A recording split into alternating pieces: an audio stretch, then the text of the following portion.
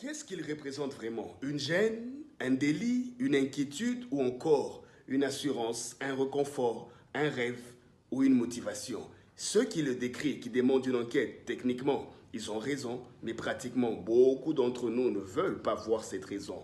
Pourquoi? Parce qu'il incarne le courage, le miracle, l'espoir de toute une jeunesse. Oui, ça fait ça. Sa personne, son histoire, ses délires, ça égaye, ça inspire. Je ne pense pas qu'il y en aura d'autres comme lui, pour faire comme lui. Il y a des temps où le peuple manque tellement de motivation, de modèles, de références. Parfois, l'Éternel permet que des personnes venues de nulle part vous fassent rêver, vous fassent croire. Même en cette nation, dont les lois peuvent peut-être le condamner, mais l'âme de cette nation, elle, est peut-être en train de l'acclamer.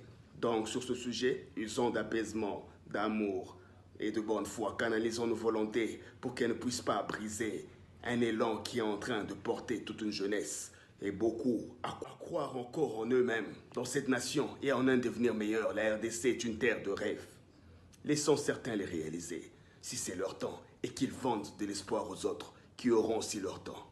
Conscience.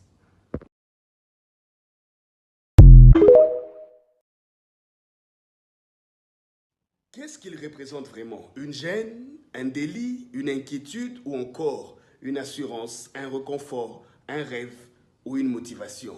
Ceux qui le décrivent, qui demandent une enquête, techniquement, ils ont raison, mais pratiquement beaucoup d'entre nous ne veulent pas voir cette raison. Pourquoi? Parce qu'il incarne le courage, le miracle, l'espoir de toute une jeunesse. Oui, ça fait ça. Sa personne, son histoire, ses délires, ça égaye, ça inspire. Je ne pense pas qu'il y en aura d'autres comme lui, pour faire comme lui. Il y a des temps où le peuple manque tellement de motivation, de modèles, de références. Parfois, l'Éternel permet que des personnes venues de nulle part vous fassent rêver, vous fassent croire. Même en cette nation, dont les lois peuvent peut-être le condamner, mais l'âme de cette nation, elle, est peut-être en train de l'acclamer.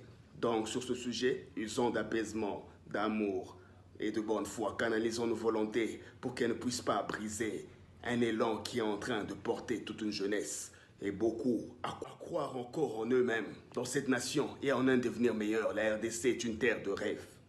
Laissons certains les réaliser, si c'est leur temps, et qu'ils vendent de l'espoir aux autres, qui auront aussi leur temps. Conscience.